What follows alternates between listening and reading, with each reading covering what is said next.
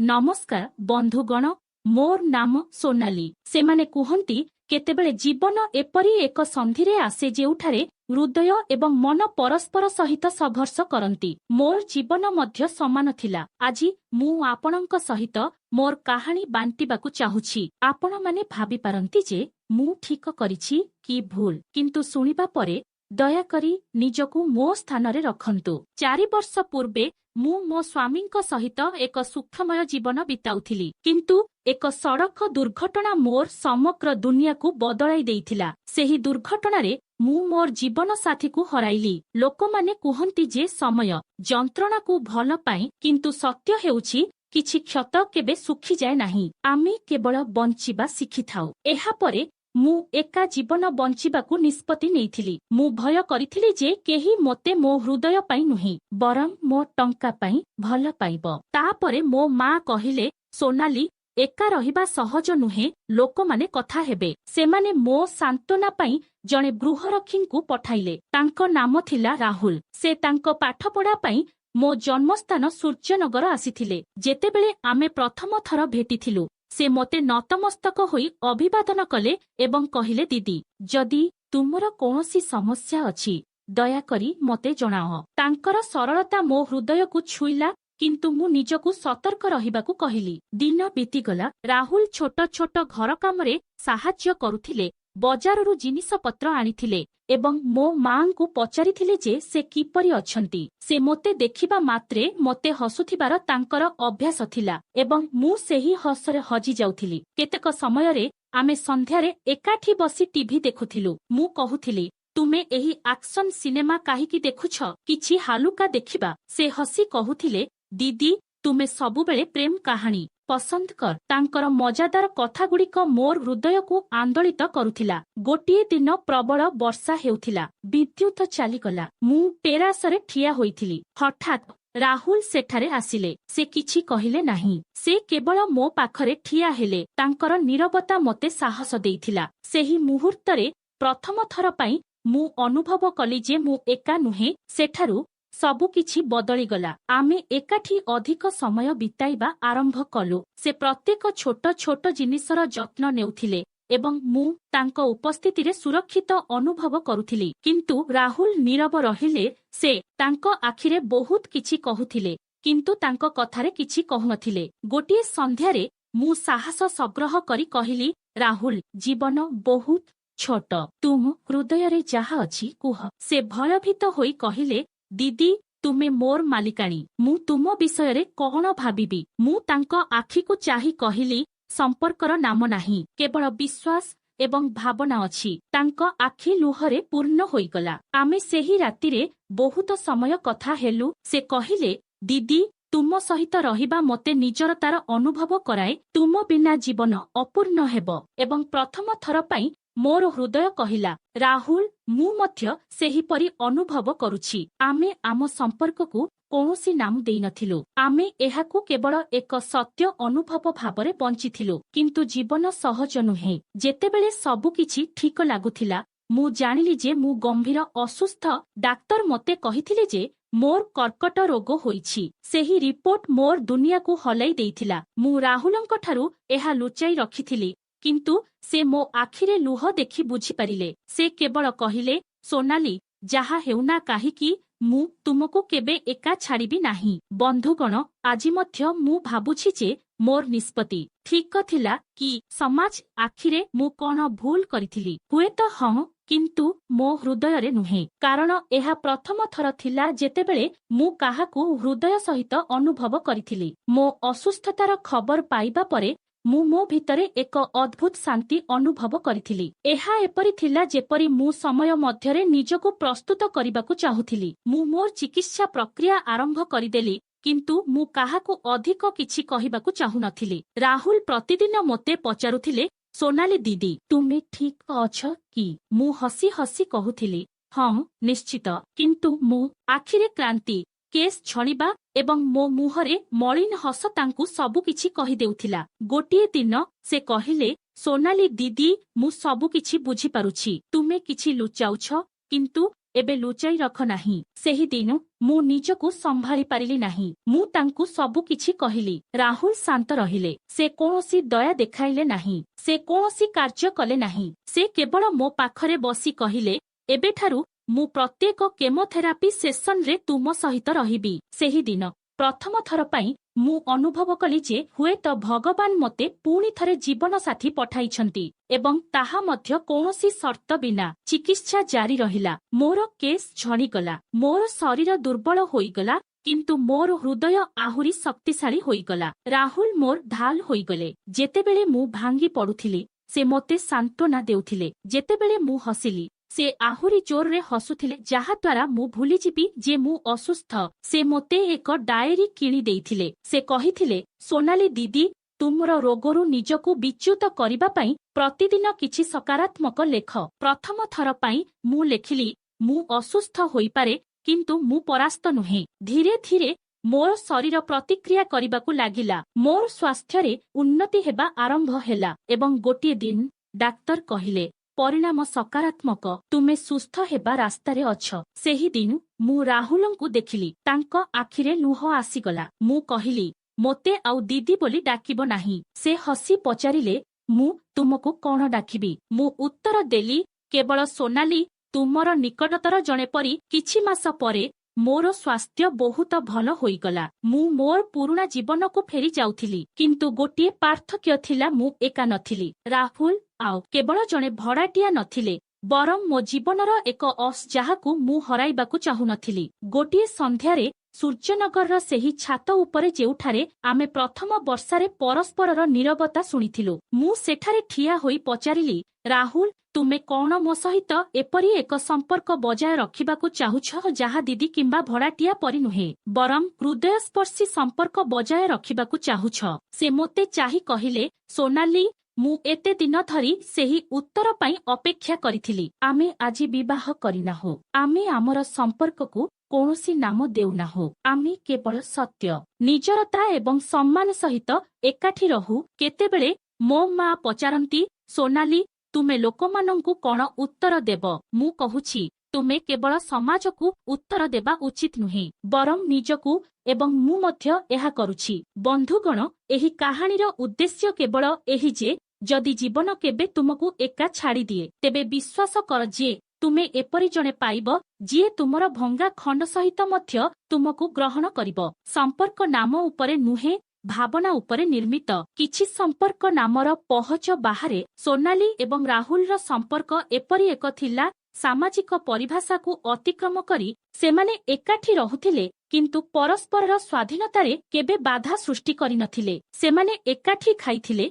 एवं हसुथिले, किंतु परस्परकु बांधिबाकु केबे चेष्टा करि नथिले। सोनाली पुणी पुस्तक पढ़िबाकु इच्छा करिबाकु लागिले। राहुलंक सहित बसी से तांक स्वामींक सहित जेउ पुरुणा कविता गुड़िक सुनाउथिले ताहा सुनाउथिले। हुएत जीवन तांकु पुणी निश्वास नेबा सिखाउथिला। गोटिए दिन सोनाली जेउ स्कूल रे पढ़ुथिले सेठारु फोन आसिला, मा, आपण पुणी आम सहित जोग देबाकु चाहंती कि? पिल्लामाने आपणंकु बहुत मने पकांती। फोन काटिबा परे से किछि समय पई नीरव रहिले। वर्ष वर्ष हेला केही तांकु तांक नाम धरी डाकी नथिले। मा, राहुल पचारिले, आपण कोन भाबुछंती? मु एहा विषय भाबुछि। सोनाली टिकिए हसी कहिला, मु पुणी बंचिबा आरंभ करिबा उचित। पर सप्ताहरे सोनाली स्कूल जिबा आरंभ कला। पिलामानंक भेरी रहिथिबा समयरे तांक आखि प्रायतः लुहरे भरी जाउथिला, किंतु से सेगुड़ीकु लुचाई देउथिला। राहुल प्रति संध्यारे तांको पई चा तियारी करुथिले। तांको दिन विषयरे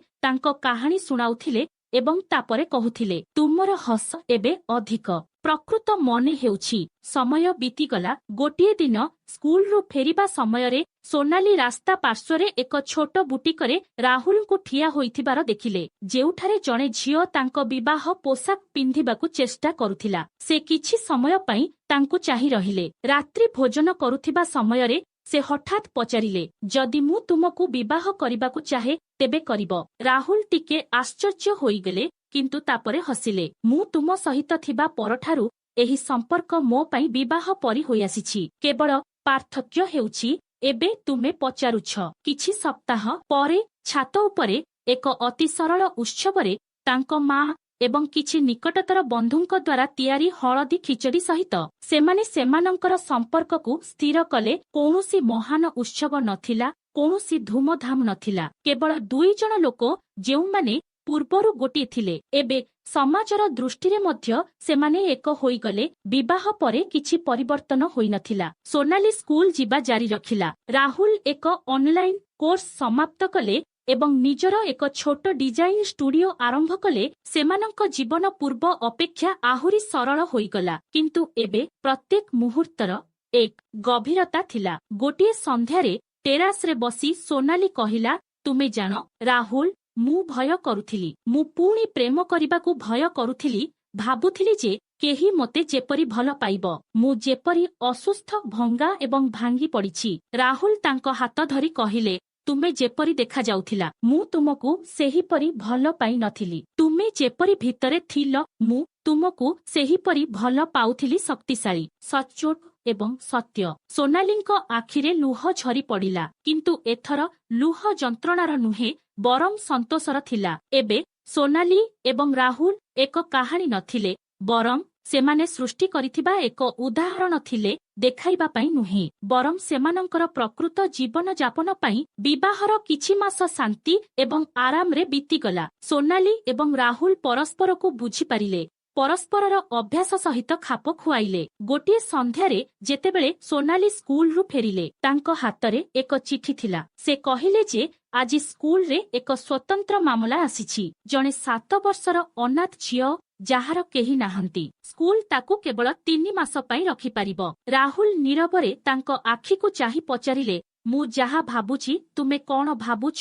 ସୋନାଲି ଧୀରେ ଧୀରେ ମୁଣ୍ଡ ହଲାଇଲେ। କିଛିଦିନ ମଧ୍ୟରେ ଝିଅଟି ସେମାନଙ୍କ ଘରକୁ ଆସିଲା। ତାଙ୍କ ନାମ ଥିଲା ପଙ୍ଖୁରୀ। ସେ ସମ୍ପୂର୍ଣ୍ଣ ନୀରବ ଏବଂ ଭୟଭୀତ ହୋଇଗଲେ, କିନ୍ତୁ ଯେତେବେଳେ ସେ ପ୍ରଥମ ଥର ପାଇଁ ସୋନାଲିଙ୍କୁ ମା ବୋଲି ଡାକିଲେ, ସୋନାଲିଙ୍କ ହୃଦୟ ପୁଣି ଧଡ଼ ଧଡ଼ କରିବାକୁ ଲାଗିଲା। ପ୍ରାରମ୍ଭରେ ସେ ରାହୁଲଙ୍କ ପାଇଁ ଟିକେ ଅପରିଚିତ ଥିଲେ, କିନ୍ତୁ ଧୀରେ ଧୀରେ ପଙ୍ଖୁରୀ ତାଙ୍କ ଆଙ୍ଗୁଠି ଧରି ଚାଲିବା ଆରମ୍ଭ କଲେ ଏବଂ ତାପରେ ଗୋଟିଏ ଦିନ ଏକ ସ୍କୁଲ ପ୍ରୋଜେକ୍ଟରେ ସେ ଲେଖିଲେ, ମୋ ବାପା ସର୍ବୋତ୍ତମ। ସେ ମୋତେ କେବେ ଗାଳି ଦିଅନ୍ତି ନାହିଁ, ସେ କେବଳ ନୀରବରେ ବୁଝାନ୍ତି। ସୋନାଲି ସେହି ଧାଡ଼ିଗୁଡ଼ିକ ପଢ଼ି ରାହୁଲଙ୍କୁ ଚାହିଁଲେ। ସେ ହସି କହିଲେ, ତୁମେ ମୋତେ ଜୀବନ ଦେଇଛ ଏବଂ ଏହି ଝିଅ ଆମକୁ ବଞ୍ଚିବାର କାରଣ ଦେଇଛି।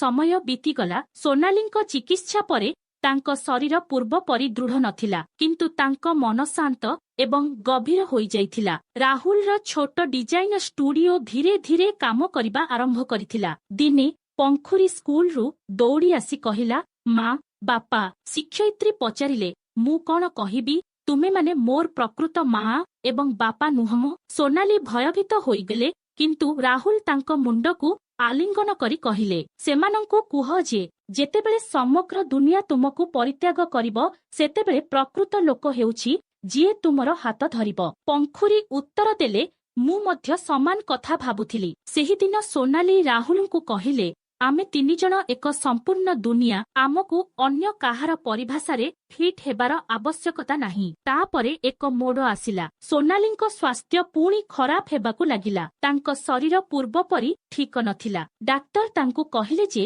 ରୋଗ ଫେରି ଆସିଛି ଏବଂ ଏଥର ଏହା ଅଧିକ ଗମ୍ଭୀର। ଘରକୁ ଫେରିବା ବାଟରେ ଗାଡ଼ି ନୀରବ ଥିଲା। ରାହୁଲ ତାଙ୍କ ହାତ ଧରି କହିଲେ, ଆମେ ପୁଣି ଥରେ ଲଢ଼ିବୁ, ଯେପରି ଆମେ ଗତ ଥର କରିଥିଲୁ। ଫଳାଫଳ କଣ ହେବ ତାହା ଗୁରୁତ୍ୱପୂର୍ଣ୍ଣ ନୁହେଁ। ମୁଁ ପ୍ରତିଦିନ ଏବଂ ପ୍ରତିଦିନ ରାତିରେ ତୁମ ସହିତ ରହିବି। ସୋନାଲି ନୀରବ ରହିଲେ। ସେ କେବଳ ପଛ ସିଟ୍ରେ ବସିଥିବା ପଙ୍ଖୁରୀକୁ ଚାହିଁଲା, ଯାହାର ନିଷ୍ପାପ ନିଦ୍ରା ସେତେବେଳେ ତାଙ୍କର ସବୁଠାରୁ ବଡ଼ ଶକ୍ତି ପାଲଟିଥିଲା। ଚିକିତ୍ସା ଆରମ୍ଭ ହେଲା। ପଙ୍ଖୁରୀ ସ୍କୁଲ ଯିବା ବନ୍ଦ କରିଦେଲେ, କାରଣ ସେ ସବୁବେଳେ ତାଙ୍କ ମାଙ୍କ ପାଖରେ ରହିବାକୁ ଚାହୁଁଥିଲେ। ରାହୁଲ ଷ୍ଟୁଡିଓରୁ ଛୁଟି ନେଇଗଲେ। ଏଥର ଚିକିତ୍ସା ଏତେ ସହଜ ନଥିଲା। ତାଙ୍କ କେଶ ପୂର୍ବରୁ ପଡ଼ିସାରିଥିଲା। ତାଙ୍କ ମୁହଁ ମଧ୍ୟ ଶୁଖିବାକୁ ଲାଗିଥିଲା, କିନ୍ତୁ ତାଙ୍କ ଆଖି ଏବେ ବି ହସୁଥିଲା। ସୋନାଲି କହିଲା, ମୋ ପାଖରେ ସବୁ କିଛି ଅଛି। ତୁମେ ଦୁହେଁ, ତୁମର ପ୍ରେମ ଅଛି। ଆସୁଥିବା ପ୍ରତ୍ୟେକ ଦିନ ମୋର। ଏବଂ ଗୋଟିଏ ଦିନ ସୋନାଲି ତାଙ୍କ ବିଛଣାରେ ଶୋଇ କହିଲେ, ରାହୁଲ, ମୁଁ ଏକ ପ୍ରତିଶ୍ରୁତି ଚାହୁଁଛି। ରାହୁଲ ପଚାରିଲେ, କଣ? ଯଦି ମୁଁ ଚାଲିଯାଏ, ତେବେ ପଙ୍ଖୁଡ଼ିକୁ କେବେ ଏକା ଛାଡ଼ ନାହିଁ। ତାକୁ ତୁମେ ମୋତେ ଯେଉଁ ପ୍ରେମ ଦେଇଥିଲ ତାହା ଦିଅ। ସେ ଅଟକିଗଲେ। ଜୀବନକୁ ଆଉ କେବେ ଭୟ କର ନାହିଁ। କାରଣ ଜୀବନ ସବୁବେଳେ ଆଉ ଏକ ସୁଯୋଗ ଦିଏ। ରାହୁଲ କିଛି କହିଲେ ନାହିଁ। ସେ କେବଳ ତାଙ୍କ ହାତ ଧରି ସେଠାରେ ବସି ରହିଲେ। କିଛି ସପ୍ତାହ ପରେ ଏକ ବହୁତ ଶାନ୍ତ ସକାଳେ ସୋନାଲି ସବୁଦିନ ପାଇଁ ଆଖି ବନ୍ଦ କରିଦେଲେ। କୌଣସି ଯନ୍ତ୍ରଣା ନାହିଁ, କୌଣସି ଶବ୍ଦ ନାହିଁ, କେବଳ ଏକ ନୀରବ ହସ, ଯେପରି ସେ ଜୀବନକୁ ଜିତି ନେଇଛି। ଆଜି ପଙ୍ଖୁଡ଼ି 16 ବର୍ଷ ବୟସ୍କା। ପ୍ରତିବର୍ଷ ମାର୍ଚ୍ଚ 18 ତାରିଖରେ ସେ ତାଙ୍କ ମାଙ୍କ ସ୍ମୃତିରେ ସ୍କୁଲରେ ଏକ କବିତା ପାଠ କରନ୍ତି। ସୋନାଲି ଆଲୋକ ହୋଇ ଆସି ସବୁଦିନ ପାଇଁ ଚାଲିଗଲେ। ରାହୁଲ ଏବେ ବି ସମାନ ଘରେ ରୁହନ୍ତି। ସେ ଆଉ ଏକା ନୁହନ୍ତି, କାରଣ ସୋନାଲିଙ୍କ ସ୍ମୃତି ପ୍ରତ୍ୟେକ କୋଣରେ ଅଛି ଏବଂ ପ୍ରତ୍ୟେକ ଦିନ ପଙ୍ଖୁଡ଼ି ତାଙ୍କ ସହିତ ଅଛନ୍ତି। ତାଙ୍କ ପରି ଶକ୍ତିଶାଳୀ, ତାଙ୍କ ପରି ସମ୍ବେଦନଶୀଳ। କିଛି କାହାଣୀ ସମ୍ପୂର୍ଣ୍ଣ ହେଲେ ମଧ୍ୟ ଅପୂର୍ଣ୍ଣ ମନେ ହୁଏ, କିନ୍ତୁ ବାସ୍ତବରେ ସେଗୁଡ଼ିକ ସେହିଠାରେ ଶେଷ ହୁଏ ଯେଉଁଠାରେ ଜୀବନ ଆରମ୍ଭ ହୁଏ। ସୋନାଲିଙ୍କ ଯିବା ପରେ